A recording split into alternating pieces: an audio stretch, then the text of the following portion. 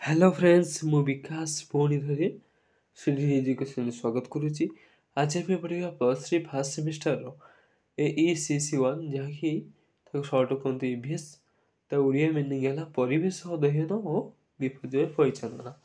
तार second unit पढ़ा second unit है जलवायु परिवर्तन और सहनशीलतार विकास। तार सब 1 मार्किया 2 मार्किया 3 मार्किया पढ़ाई सब पूर्व वीडियो अच्छी देखने। ओके ये 7 नंबर खरे बोधे गईला ग देखो आंसर अच्छी मिलित जातिसंघ जनसंख्या पांठिर अनुमान अनुसार आगामी 25 वर्ष मध्य प्राय 100 कोटी 30 लाख लोकों पृथ्वी जनसंख्या सहित सामिल हेबे। साधारणतः लक्ष्य कर जनसंख्या वृद्धि मुख्यतः विकासशील राष्ट्र मानक यथेष्ट परिमाण अधिक। जदि विश्वर वार्षिक जनसंख्या अभिवृद्धि हार को लक्ष्य करा जाए तेज 80% अभिवृद्धि विकासशील राष्ट्र मानक होता है। ओके 8 जनसंख्यार स्थिति कहले कौन बुझ ओडिशा जनसंख्या स्थिति संपर्क आलोचना कर।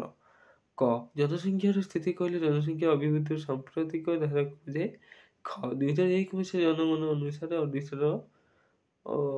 अनुसार ओडिशा जनसंख्या 3.67 कोटी थिला वर्तमान यह संख्या 4 कोटी ऊर्ध्व। यह भारत जनसंख्या प्राय 3.67 वर्ग अटे।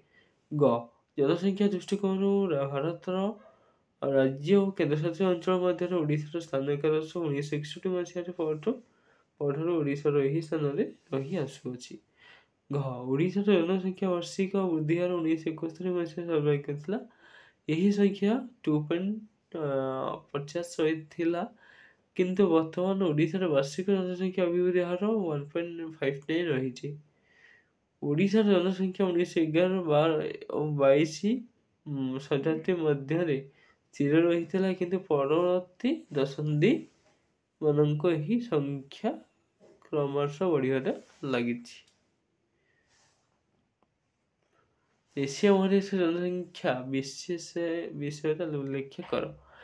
क्षेत्रफल एवं जनसंख्या दृष्टिकोण एशिया महादेश समग्र पृथ्वीर बृहत्तम महादेश परिणत।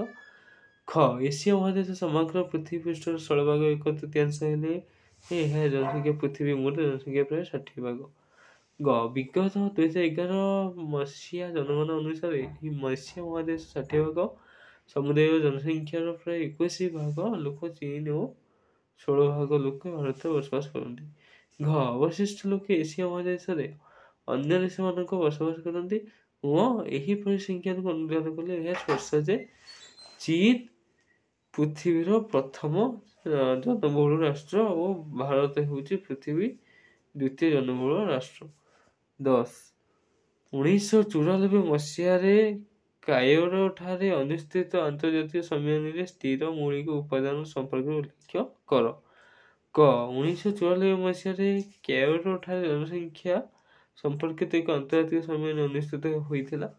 ख यही सम्मेलन में स्थिर कर जनसंख्या संपर्कित समस्त समस्यार समाधान विकास माध्यम संभवपर हेब। तेणु यही सम्मेलन में संख्या अपेक्षा विकास उपर गुरुत्वारोप कर।